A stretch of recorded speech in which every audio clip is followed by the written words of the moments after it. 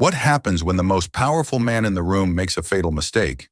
He assumes the person serving his water is invisible, a nobody. He leans back in his expensive chair, surrounded by his sycophants, and begins to speak in a language he believes is his secret shield. He mocks the waitress, lays out a criminal conspiracy, and seals a deal worth billions, all in fluent German. But he's about to learn a terrifying lesson. The quiet woman with the tired eyes and the cheap uniform doesn't just understand German. She understands his world better than he could ever imagine, and she's about to burn it to the ground. The starched white apron felt heavier tonight. Alara Vance tied the knot at the small of her back, the familiar motion doing little to soothe the tremor in her hands. Each thread seemed to be woven with the ghosts of a life she no longer lived. A life of boardrooms, not backrooms, of Hermes scarves, not sweat-stained collars. Here at Aria Ristorante, Manhattan's glittering temple of haute cuisine, she was just waitstaff, a ghost of a different kind, visible only when a glass was empty or a fork was dropped. Aria was a paradox. It was a place of breathtaking beauty, with soaring ceilings, a Dale Chihuly glass sculpture dripping from the center like a frozen firework, and clientele who wore the net worth of a small country on their wrists. But for Alara, it was a cage. The soft clinking of Christoffel silverware against Bernardo china was the sound of her sentence. The low hum of powerful conversations was a constant, mocking reminder of the discussions her own father used to lead. Her father, Robert Vance, had been a titan, the founder of Vance Innovatech, a pioneer in sustainable energy technology. He was a man who spoke about lithium-ion advancements with the same passion others reserve for poetry. Alara had grown up at his side, a quiet apprentice in a world of intellectual property, hostile takeovers, and SEC filings. She'd sat through dinner parties listening to negotiations in German with Siemens executives and translated financial reports from French. By the time she was accepted into Columbia's business school, she was more fluent in the language of corporate warfare than any of her professors. Then the world had shattered. A brutal, surgical corporate raid had picked Vance Innovatech apart, bone by bone. Allegations of fraud, cooked books, and investor deception appeared overnight in the Wall Street Journal and Bloomberg. Her father, a man of unimpeachable integrity, was painted as a villain. The stock plummeted. The board, full of friends who had shared holidays with their family, turned on him. The company was sold for pennies on the dollar, its patents and assets absorbed by a ruthless competitor. The Vances lost everything: the Park Avenue apartment, the Hamptons estate, the respect of their peers. The legal fees had devoured their savings. The stress had devoured her father's health, leaving him a shadow of the man he was, confined to a modest nursing home upstate, his mind clouded by a series of small strokes. Her mother, a woman who once chaired charity galas, now worked as a part-time librarian in Queens. And Alara, with her half-finished MBA and a name now synonymous with scandal, found the only door open to her was the service entrance at a restaurant she once would have dined at. "Vance, table 7 needs more bread. Now." The voice of Marco, the floor manager, sliced through her thoughts. He was a petty tyrant who enjoyed wielding his small measure of power over his staff, especially Alara, whose educated accent and quiet grace seemed to irritate him. "Right away, Marco," she said, her voice a placid mask.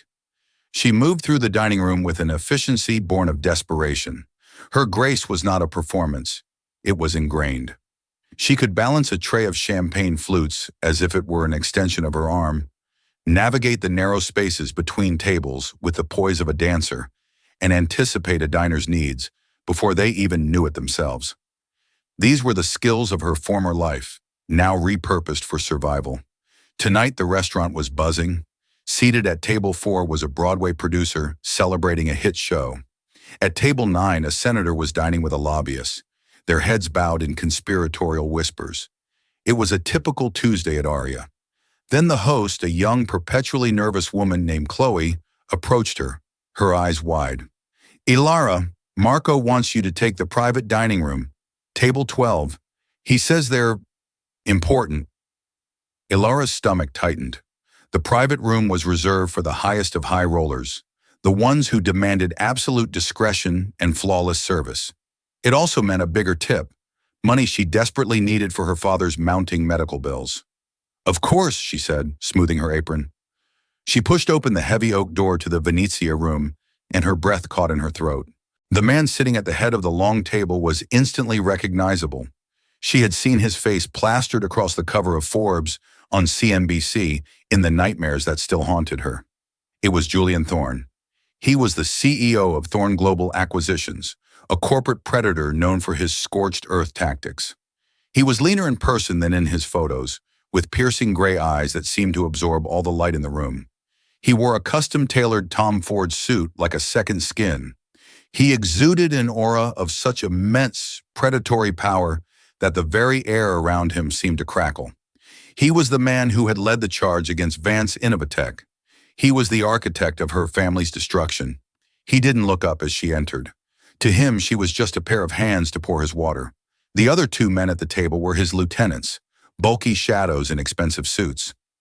Ilara's heart hammered against her ribs, a frantic drumbeat of rage and fear. Her training, both as a Vance and as a waitress, took over. She kept her face a placid, neutral mask, her movements fluid and silent. She placed the menus on the table, her fingers brushing the cool leather. For a split second, her eyes met Thorne's.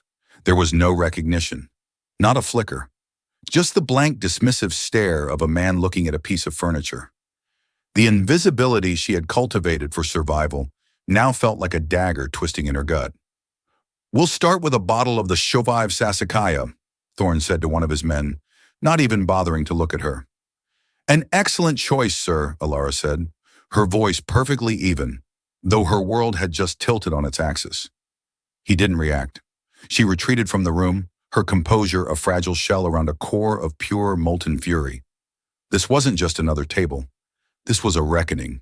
The 2005 Tenuta San Guido Sassicaia, a bottle that sold for over $2,000. Ilara retrieved it from the cellar with hands that felt strangely steady.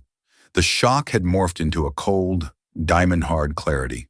She remembered her father teaching her about the Super Tuscans, explaining the delicate balance of Cabernet Sauvignon and Cabernet Franc. He and Julian Thorne had probably shared a bottle just like this once, back when they moved in the same circles before the betrayal. Returning to the Venezia room was like stepping onto a stage. The lights felt hotter, the silence between her footsteps more profound. She presented the bottle to Thorne, who gave it a cursory, impatient glance. "Just open it," he commanded. Ilara performed the ritual with practiced precision. The cut of the foil, the gentle twist of the corkscrew, the whisper of the cork leaving the bottle. She poured a small amount for Thorne to taste. He swirled the deep crimson liquid in his glass, sniffed it with the air of a bored king, and nodded. She proceeded to pour for the other two men. Their names she learned were Marcus and Leo.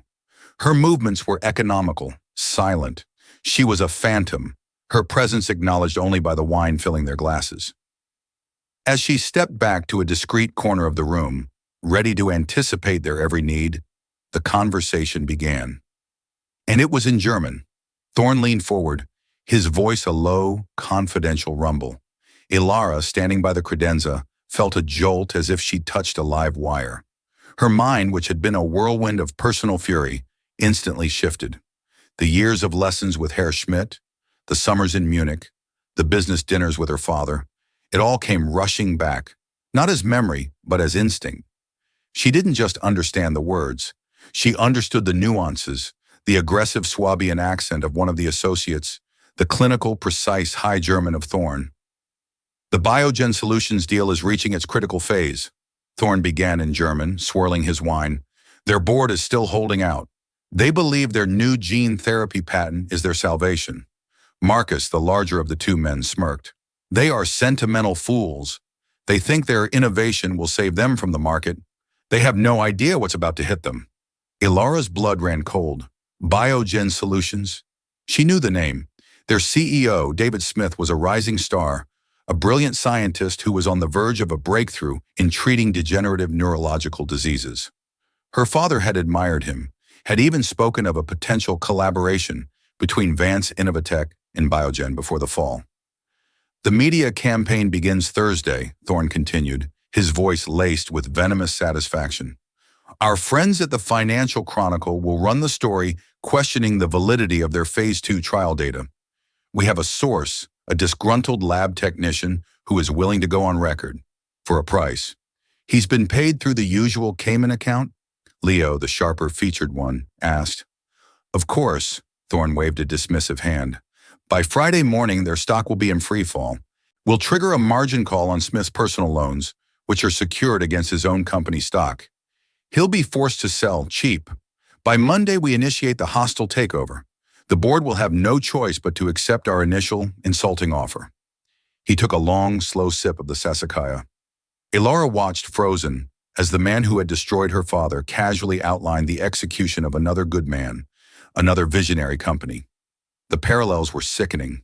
The planted media stories, the financial pressure, the manufactured panic. It was the exact same playbook he had used on Vance Innovatech. This wasn't just business. It was a character assassination, a public hanging for profit. Then the conversation turned, and the cold dread in Ilara's veins turned to white-hot fire. Marcus chuckled, gesturing vaguely in her direction with his wineglass. "You're not worried about her?" he asked in German, a smirk playing on his lips. "The help!" Thorne didn't even bother to look at her. He let out a short, derisive laugh that was more of a bark. "Look at her," he said, his German words dripping with contempt. "She probably has 2 brain cells to rub together. Her biggest concern is whether she'll make enough in tips to pay for her cat food. These people are scenery, Marcus. They're part of the furniture. Utterly irrelevant." Irrelevant. The word struck Ilara with the force of a physical blow. All the humiliation of the past 2 years, the pitying looks from old family friends, the endless, soul-crushing shifts, the weight of her father's vacant stare, it all coalesced into that single brutal word.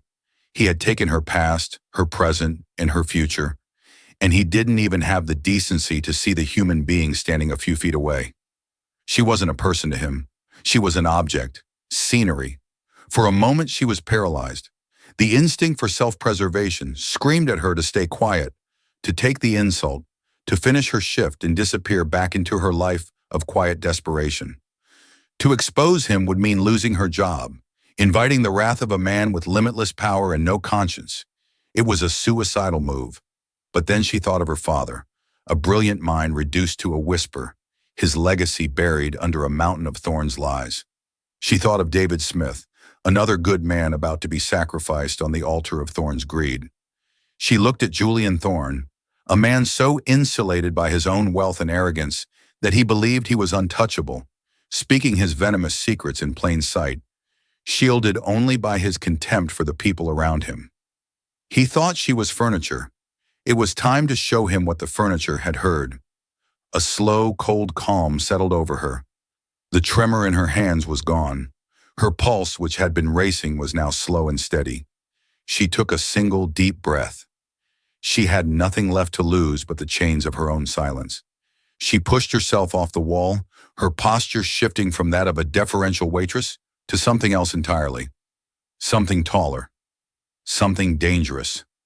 She walked toward the table, her footsteps now making a clear, deliberate sound on the polished hardwood floor. All 3 men paused their conversation, looking up at her with annoyance. She was interrupting. The furniture was moving. She reached their table and stood, not at the side, but directly in front of Julian Thorne, her gaze level and unblinking. Julian Thorne stared at her, his eyes narrowing with irritation. "Is there a problem?" he asked in English, his tone sharp, designed to put an impertinent subordinate back in their place. Ilara held his gaze. The mask of the deferential waitress fell away, replaced by an expression of glacial composure.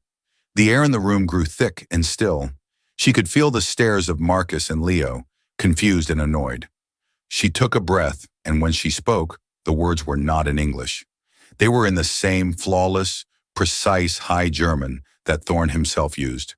"There is no problem, Herr Thorne," she said, her voice quiet, but carrying the resonant authority of a judge delivering a verdict.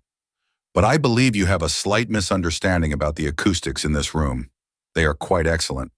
The effect was instantaneous and profound. It was as if a switch had been flipped, plunging the room into a state of suspended animation. Julian Thorne froze, his wineglass halfway to his lips. The smug arrogance on his face dissolved, replaced by a wave of pure, unadulterated shock. His face went pale, a stark contrast to the rich wood paneling behind him. Marcus and Leo exchanged a panicked glance, their jaws literally hanging open. They looked like statues in a museum of corporate malfeasance. The silence stretched for 3, 4, 5 seconds. It was the loudest silence Alara had ever heard. In that moment, she held all the power. The ghost had just materialized, and she was holding a mirror up to their souls. Thorne was the first to recover, though barely. A vein pulsed in his temple. "What did you say?" he stammered in English, his voice a hoarse whisper. Alara smiled, a cold, thin curve of her lips that held no warmth whatsoever. She switched seamlessly to English, her accent the crisp, educated tone of an Ivy League graduate, a voice he hadn't heard from her until this very moment. "I said," she began, her voice now rising in volume, clear and cutting, "that you should be more careful about what you discuss in front of the scenery, especially when your plans involve criminal conspiracy." She leaned forward slightly, resting her fingertips on the edge of the immaculate white tablecloth. She looked directly into Thorne's horrified eyes. "Let's review, shall we? You plan to launch a smear campaign against Biogen Solutions this Thursday, using a paid source at the Financial Chronicle to question their Phase 2 trial data. The payment for this source has been funneled through a Cayman Islands account to ensure it's untraceable. The goal is to crater the stock price by Friday, triggering a margin call on CEO David Smith's personal holdings, forcing him to liquidate at a loss." With every word, the color drained further from Thorne's face. Marcus began to sweat, dabbing at his forehead with a napkin. Leo looked like he was about to be physically ill. Alara wasn't finished. She was just getting started. "On Monday," she continued, her voice relentless, "with the company in chaos and its CEO financially crippled, Thorne Global Acquisitions will launch a hostile takeover bid at a price you yourself described as insulting. You anticipate the panicked board will have no choice but to accept. The same playbook you ran on Vance Innovatech 2 years ago. Am I missing anything?" She paused, letting the weight of her words settle in the suffocating silence. She had not only understood them, she had memorized their entire strategy. She had recited their battle plan back to them, word for word. Thorne finally found his voice, a strangled, furious sound. "Who the hell are you?" This was the moment Alara had unknowingly been waiting for. The moment to reclaim her name from the ashes he had left it in. "My name is Alara Vance," she said, savoring the impact of the name. "My father was Robert Vance. You may remember him. You built your latest fortune on the ruins of his life's work. But I suppose you wouldn't recognize me. It's hard to see the people you crush, isn't it? We all just blend into the scenery." Recognition, followed by pure primal fear, dawned in Julian Thorne's eyes. This wasn't some random, German-speaking waitress. This was a ghost from his past, a direct consequence of his actions, standing before him in a server's apron. The irrelevance he had mocked her with was now the single greatest threat to his existence. Before Thorne could respond, the oak door swung open. Marco, the manager, bustled in, his face a mask of plastic hospitality. "Is everything to your satisfaction, Mr. Thorne?" he asked, oblivious to the nuclear bomb that had just detonated in the room. Thorne shot to his feet, his chair scraping violently against the floor. He pointed a trembling finger at Alara. "Get her out of here! I want her fired! Now!" Marco's eyes widened, darting from Thorne's enraged face to Alara's unnervingly calm one. "Ms. Vance, what's going on?" Alara slowly untied the apron from around her waist. She folded it neatly and placed it on the table, next to the half-empty $2,000 bottle of wine. "Don't worry, Marco," she said, her voice ringing with a newfound freedom. "I quit." She turned her back on the 3 stunned men. She didn't look back at Julian Thorne's face, a contorted mess of fury and terror. She didn't need to. The image was already seared into her memory as a down payment on the justice that was to come. As she walked out of the Venezia room, leaving a trail of chaos and shattered arrogance in her wake, she knew 2 things for certain. Her life as a waitress was over, and the war for her family's name had just begun. Ellery walked out of Aria Ristorante and into the cool Manhattan night, not with the slumped shoulders of someone who had just lost her job, but with the ramrod-straight posture of a soldier marching into battle. The city lights of Columbus Circle blurred into streaks of golden white as she strode purposefully, adrenaline coursing through her veins. She didn't have a plan, not yet, but she had something far more valuable: information. She held the key to Julian Thorne's next conquest, and by extension, the key to his downfall. She pulled out her phone, her fingers flying across the screen. First, a text to her mother. "Lost the job. Don't worry, everything is about to change. I love you." Then she opened a browser and began to search. She needed to find David Smith, the CEO of Biogen Solutions, and she needed to find him now. Finding him wasn't hard.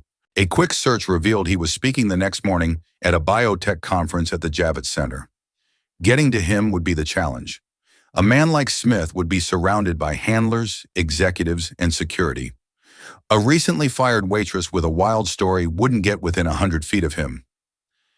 Ilara went back to her tiny, cramped apartment in Astoria, a space that felt more like a holding cell than a home. But tonight, it was a war room. She didn't sleep. Fueled by coffee and a burning sense of purpose, she spent the night preparing. She drew on every lesson her father had ever taught her about corporate strategy. She researched Thorne Global Acquisition's financial filings, cross-referencing them with the timeline of the Vance Innovatech takeover.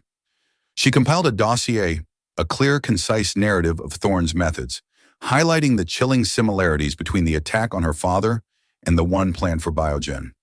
She knew she couldn't walk into the conference looking like a waitress. Appearance was a weapon in the world she was about to re-enter.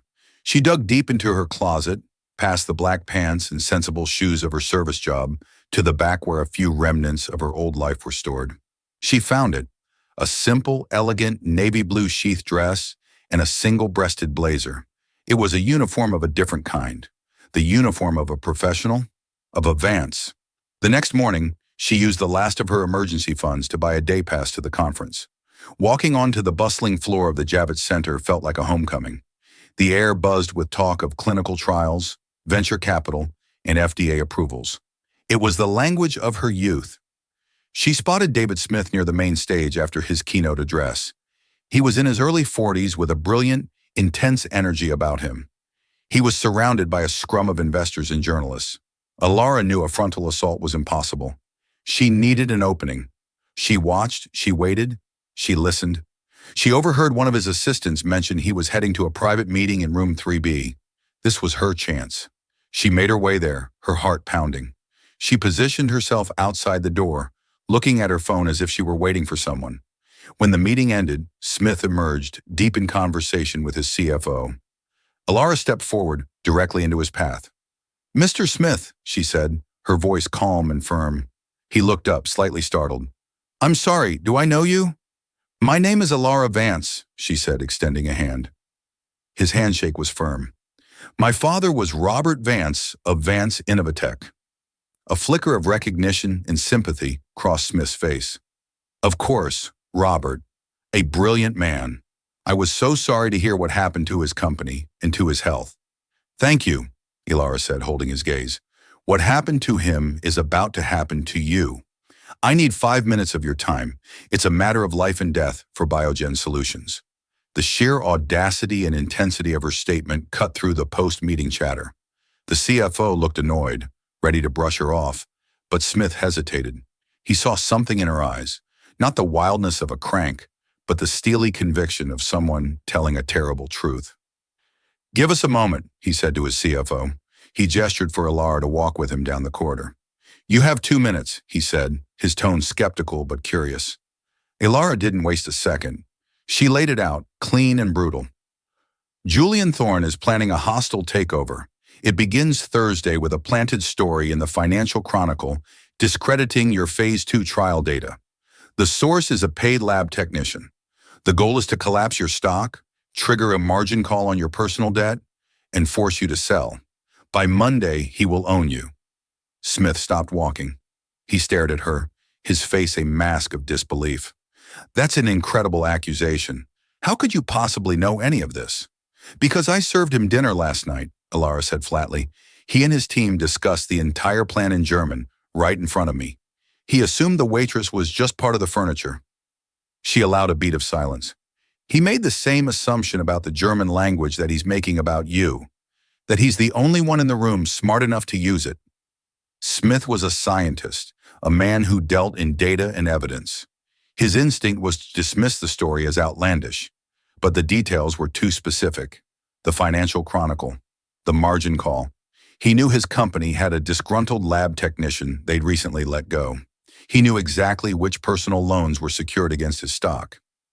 Vance, he said slowly, the name connecting the dots for him. Thorne is the one who took over your father's company. With the exact same strategy, Alara confirmed. This isn't a business plan, Mr. Smith. It's a murder plot. I have documents outlining the parallels, showing his methods step by step. I spent all night compiling it. David Smith looked at this young woman in front of him. He saw the fire in her eyes, the exhaustion masked by sheer force of will. He saw the ghost of Robert Vance, a man he had deeply respected.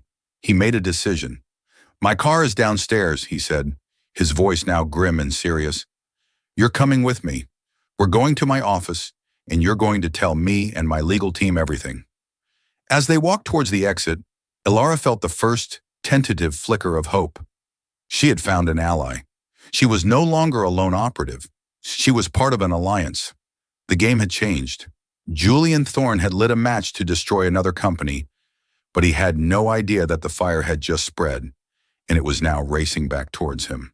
The Biogen Solutions headquarters, a sleek glass and steel building in the heart of the Long Island biotech corridor, felt like a world away from the gilded cage of Aria Ristorante. It was a place of purpose, the air thick with the scent of sterilized equipment and the quiet intensity of minds at work. David Smith led Alara into a glass-walled boardroom that overlooked the main research labs, where scientists in white coats moved with focused precision. Within an hour, the room was filled with Biogen's brain trust, their shrewd, silver-haired general counsel, Arthur Jacobs, their pugnacious head of security, a former FBI agent named Mike Riley, and their sharp, no-nonsense CFO, Sarah Brennan. David Smith made the introductions. This is Alara Vance. She has information vital to the survival of this company. I want you to listen to everything she has to say. For the next 2 hours, Alara held the floor. With methodical precision, she recounted the conversation in the Venezia room. She then presented the dossier she had created overnight, walking them through Thorne's playbook, using the destruction of Vance Innovatech as a case study. She was no longer speaking as a waitress, but as the corporate strategist she had been raised to be. She spoke their language of quarterly reports, stock valuations, and legal liabilities. The initial skepticism in the room melted away, replaced by a chilling understanding.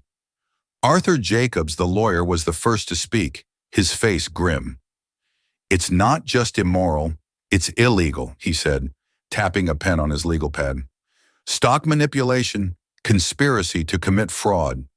This is SEC and Department of Justice territory. But it's his word against yours, Ms. Vance. Thorne will paint you as a disgruntled former employee of a restaurant with a personal vendetta. He's right, Mike Riley, the ex-FBI agent, chimed in. Thorne will try to discredit you. He'll have private investigators digging into every corner of your life within hours, if they aren't already. They'll look for anything, debt, past relationships, any hint of instability, to assassinate your character. Alara met his gaze without flinching. Let them look. My life for the past 2 years has been work and taking care of my father. The only dirt they'll find is the grime under my fingernails from scrubbing floors. My credibility comes from the specifics. I know which publication he's using. I know about the margin call. These are details a disgruntled waitress shouldn't know. David Smith, who had been listening intently, slammed his hand on the table. She's right. The details are our advantage. We have to move before he does. We're on the defensive, but for the next 24 hours, he doesn't know that we know. That's our window. The boardroom transformed into a command center. The storm was coming, and they were going to build a fortress against it. The strategy was twofold, legal and public. Arthur Jacobs got on the phone with his contacts at Skadden Arps, one of the most powerful corporate law firms in the world, initiating a preemptive legal strike. They would prepare an injunction against Thorn Global, along with a detailed report to be submitted to the SEC's Division of Enforcement at a moment's notice. Alara spent hours with the legal team, providing a sworn affidavit, her memory of the German conversation proving to be near photographic. Meanwhile, Mike Riley began his own quiet investigation. He used his network to identify the Financial Chronicle reporter, known for his scathing, often ethically dubious, takedown pieces. He also put a protective detail on the disgruntled lab technician Thorn had mentioned, hoping to get to him before Thorn's people could either silence him or use him. Alara's role was central. She was the linchpin. David Smith gave her a temporary office, a laptop, and unlimited access to their financial data. Working with Sarah Brennan, she began to build a counter-narrative, preparing a robust defense of the very Phase 2 trial data Thorn was planning to attack. She knew Thorn's methods were about creating perception, not reality. The best defense was an overwhelming offense of truth. The next day, as Riley had predicted, the pressure began. A sleek black town car started parking across the street from Alara's apartment building. She received hang-up calls on her cell phone. A slick, overly friendly man claiming to be a freelance journalist approached her mother at the library, asking questions about Alara's state of mind after her father's unfortunate business failure. It was classic intimidation, designed to rattle her, to make her feel isolated and powerless. But Alara wasn't a waitress in a cheap apartment anymore. She was inside the fortress. Every incident was reported to Riley, who documented it as evidence of harassment. Thorn thought he was hunting a lone gazelle. He had no idea he was prodding a tiger that had the backing of an entire pride. Wednesday evening, less than 12 hours before Thorn's media attack was scheduled to launch, they received a breakthrough. Riley's team had located the lab technician. Terrified of the legal and personal ramifications of Thorn's plan, and with the promise of legal protection from Biogen, he confessed everything. He provided encrypted emails and records of the offshore payment from a shell corporation linked back to Thorn Global. They had him. They had the proof. In the boardroom, the atmosphere was electric. "He thinks he's the shark," David Smith said, a predatory gleam in his own eyes. "He's about to find out he's swimming in a tank with a great white." The plan for the final confrontation was set. It wouldn't be in a courtroom, not at first. It would be in the court of public opinion and corporate governance, a place where Thorn's reputation was his most valuable asset. They were going to take everything from him, starting with that. Alara looked out the boardroom window at the sprawling lights of Long Island. 2 days ago, she had been serving overpriced wine to the man who had ruined her life. Now she was at the center of an operation to take him down. The apron was gone, and in its place was a suit of armor she had forged herself. The storm was no longer gathering. It was about to break. Thursday morning. D-Day. The air in the Biogen headquarters was sharp with tension. Julian Thorn's world was operating on a simple assumption, that his plan was proceeding in secret, like a submarine gliding silently through the deep. He had no idea that his target had sonar, torpedoes, and his exact coordinates. The first move came not from Thorn, but from Biogen.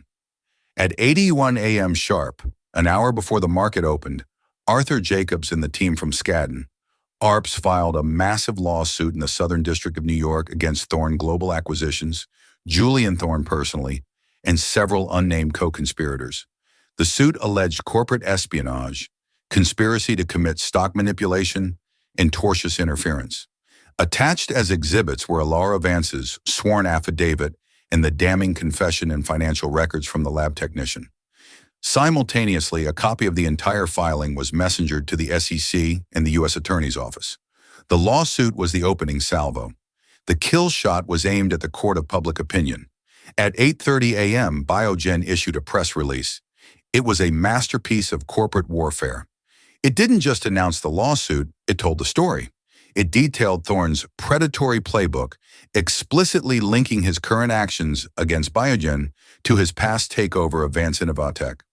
For the first time, Robert Vance was painted not as a failure, but as the first victim in a pattern of criminal behavior. The press release named Alara Vance as the central witness, describing her as a former corporate heiress forced into service work after Thorne's destruction of her family's company, who overheard the conspiracy to defraud Biogen's shareholders. It was a narrative no journalist could resist. David versus Goliath, a fallen princess striking back against the evil king. The financial world exploded. The Wall Street Journal, Bloomberg, CNBC, every major outlet scrambled to cover the story. The Financial Chronicle reporter, about to publish his hit piece, saw his own name implicated in a federal lawsuit and immediately shelved the story, his phone ringing off the hook with calls from his panicked editors. Julian Thorne would have awoken that morning feeling like the master of the universe. By 9:01 a.m., he was a man under siege. His company's stock, not Biogen's, began to plummet in pre-market trading. But David Smith and Alara weren't done. The final act was to be performed in person. Thorne Global Acquisitions had a quarterly board meeting scheduled for 10 a.m. that day. It was meant to be a victory lap where Thorne would likely hint at a major new acquisition on the horizon. Under a little-known provision in the SEC regulations, a party filing a major lawsuit with substantial evidence can, in some cases, petition for an emergency audience with the defendant's board of directors to present evidence that the CEO is acting against the shareholders' interests. With the help of the powerhouse lawyers at Skadden, Arthur Jacobs had secured that audience. At 10:15 a.m., just as Julian Thorne was likely trying to spin the morning's disastrous news to his board, the doors to the Thorne Global boardroom swung open. Thorne looked up, his face a thunderous mask of rage, ready to scream at whoever had dared to interrupt. He saw David Smith, CEO of Biogen Solutions, flanked by a team of lawyers, and standing beside Smith, poised and radiating a cold fury, was Alara Vance. She was not wearing an apron. She was wearing the same navy blue blazer she'd worn to meet Smith, her expression unreadable and relentless. If the men in the Venezia room had been shocked, the effect on the Thorne Global boardroom was seismic. The dozen or so board members, titans of industry and finance themselves, stared in stunned silence. "What is the meaning of this, Smith?" Thorne bellowed, his voice shaking with fury. "You are not welcome here." Arthur Jacobs stepped forward. "We are here at the formal request of counsel, granted under SEC disclosure regulations, Mr. Thorne. We are here to address the board directly regarding the material threat your personal criminal actions pose to this company and its shareholders." For the next 20 minutes, the Biogen team laid out their case. They presented the evidence, the emails, the bank transfers, the sworn testimony. They detailed the federal criminal statutes Thorne had violated. The board members, who had only seen Thorne as a ruthless but successful leader, were now watching a presentation that painted him as a reckless criminal who had exposed their entire corporation to catastrophic legal and financial risk. Then David Smith gestured to Alara. "And this is the woman whose life you destroyed, whose father you ruined, and who you were so arrogant as to mock while planning your next crime right in front of her. Perhaps you'd like to tell your board, Mr. Thorne, what you said about her in German." All eyes went to Alara. She stood tall, her gaze locked on Thorne. She didn't need to say a word. Her very presence was an indictment. She was the living, breathing consequence of his hubris. The scenery had become the main exhibit in the trial of his career. Thorne was speechless, cornered, and utterly exposed. The invincible titan was just a man, pale and sweating in a ridiculously expensive suit. He looked around at the faces of his board members, faces that had reflected admiration just an hour before, and now saw only shock, betrayal, and cold, calculating self-preservation. They weren't looking at a leader anymore. They were looking at a liability. The chairman of the board, a formidable old guard financier named Thomas Harrison, finally spoke, his voice gravelly and grim. "Julian, I think you and your personal legal counsel should wait outside." It was over. Checkmate. Being asked to leave your own boardroom was the corporate equivalent of being stripped of your command on the battlefield. As Thorne was escorted out, his eyes met Alara's one last time. There was no anger left in them, just the hollow, defeated look of a king who had just been dethroned. He finally saw her, not as a waitress or a ghost, but as the architect of his ruin, and he knew in that moment that she had won. The fall of Julian Thorne was not a single, clean break, but a catastrophic implosion that sent shockwaves through the financial world.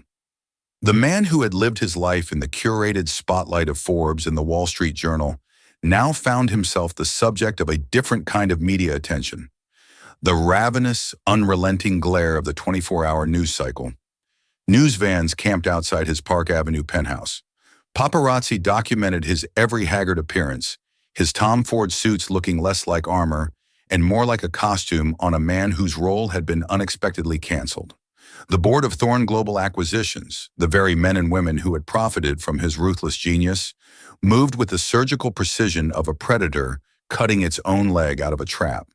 They invoked a key person and moral turpitude clause in his contract, stripping him of his golden parachute. His resignation was accepted via a sterile press release that emphasized the board's commitment to ethical governance and its full cooperation with regulatory bodies. In the end, he was not a deposed king. He was a toxic asset, written off the books. The SEC investigation, fueled by Alara's testimony and the mountain of evidence provided by Biogen's legal team, was swift and merciless. It unearthed a pattern of behavior stretching back a decade, uncovering the ghosts of other companies, other visionaries like Robert Vance, who had been similarly dismantled. The Department of Justice unsealed an indictment with a list of charges that read like a glossary of white-collar crime: wire fraud, securities fraud, conspiracy, racketeering. His assets were frozen, his empire placed into a receivership that began the long, arduous process of picking through the wreckage.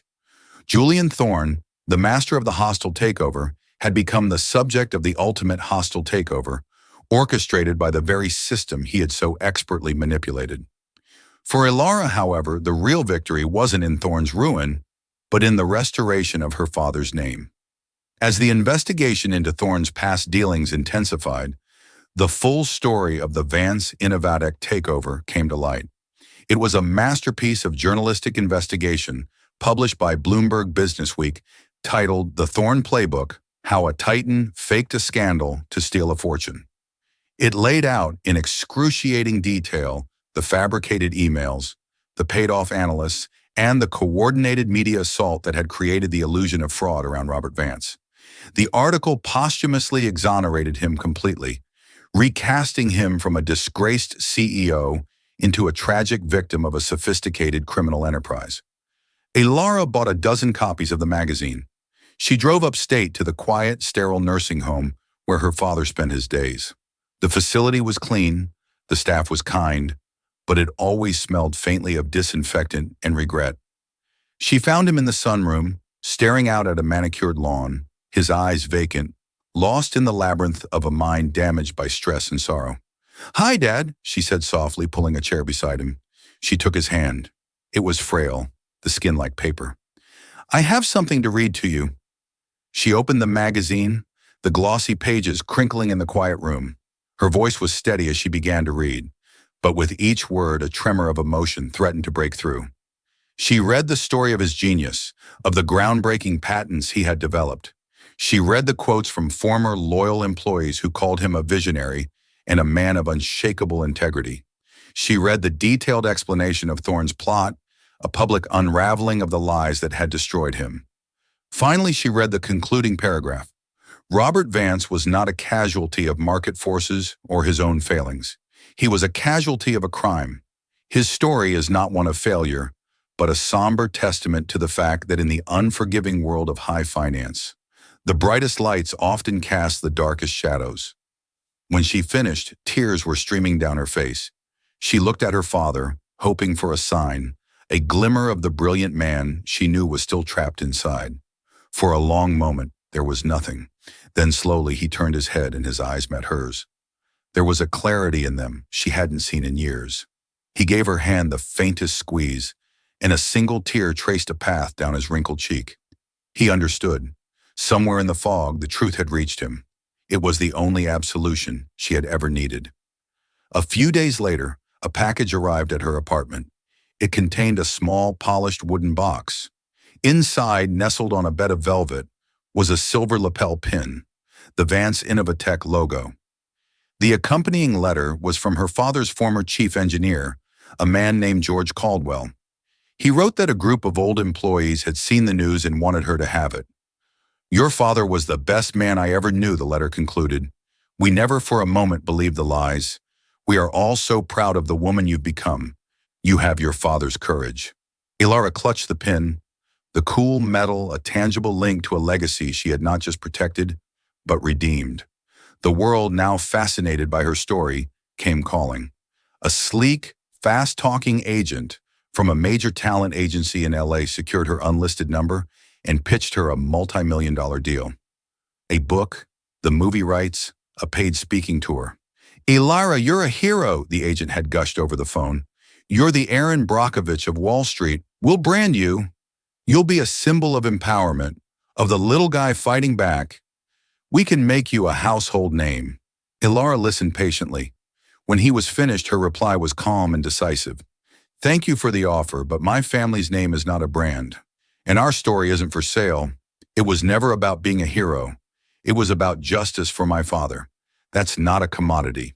She hung up the phone, feeling not a shred of regret, only a profound sense of peace. The one offer that did matter came from David Smith. He summoned her to the main boardroom at Biogen, the same room where they had planned their counterattack. Ilara, we're entering a new phase as a company, he said, gesturing to the chair opposite him. Thorne's attack, ironically, has made us stronger. Our stock is at an all-time high, and investor confidence is through the roof. But it was a wake-up call. I spent so much time focused on the science, I nearly missed the shark circling in the water.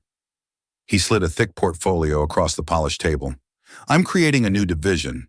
It's not quite business development, not quite risk management. I'm calling it the Office of Strategic Intelligence.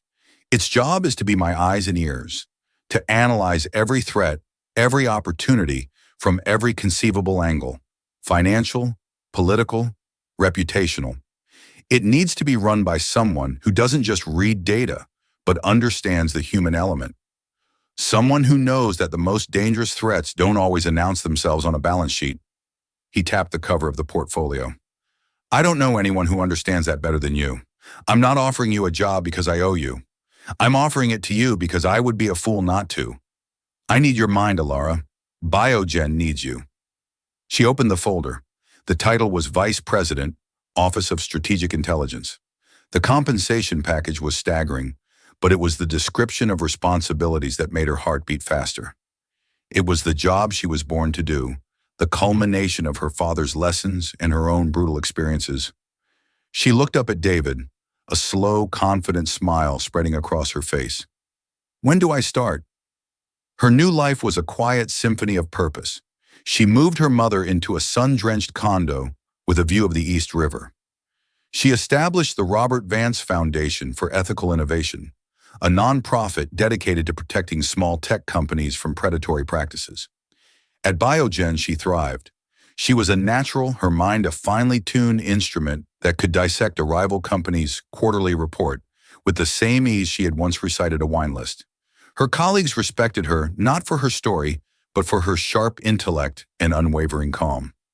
One evening, she stayed late, working on an analysis of a potential merger. She stood at the floor-to-ceiling window of her corner office, looking down at the glittering tapestry of the city. From this height, the bustling streets seemed orderly. The chaos below transformed into a beautiful, intricate design. She thought of her time at Aria, standing in the back alley on her breaks, looking up at towers just like this one, feeling impossibly small. She remembered the weight of the apron, the sting of Thorne's German words, his casual, soul-crushing dismissal of her as scenery. He had been so wrong. The scenery sees everything. The scenery listens. The scenery remembers. Her time in the shadows hadn't been a punishment. It had been a crucible. It had stripped her of everything but her own resilience and her father's name. It had forged her into the woman standing here now, not a victim, not a ghost, but the architect of her own. New dawn. She was no longer just Ilara Vance, the daughter of a fallen titan. She was Ilara Vance, and her story was just beginning. The story of Ilara Vance is a powerful reminder that our worth is not defined by our job title, our bank account, or the clothes we wear. It's defined by our character, our resilience, and the courage to stand up for what is right, even when we feel powerless. Julian Thorne saw a waitress. He was blind to the brilliant strategist standing before him. He believed his power made him invincible, but his arrogance made him vulnerable. This story shows that true power doesn't come from mocking those you see as beneath you, but from the quiet dignity and hidden strength that can be found in the most unexpected places. It's a testament to the fact that karma, sooner or later, always settles its debts. If this story of justice and vindication resonated with you, please take a moment to hit the like button and share it with someone who might need a reminder of their own inner strength. Don't forget to subscribe to the channel and turn on notifications for more true life stories of triumph, karma, and the incredible power of the human spirit. What are your thoughts on Alara's journey? Let us know in the comments below.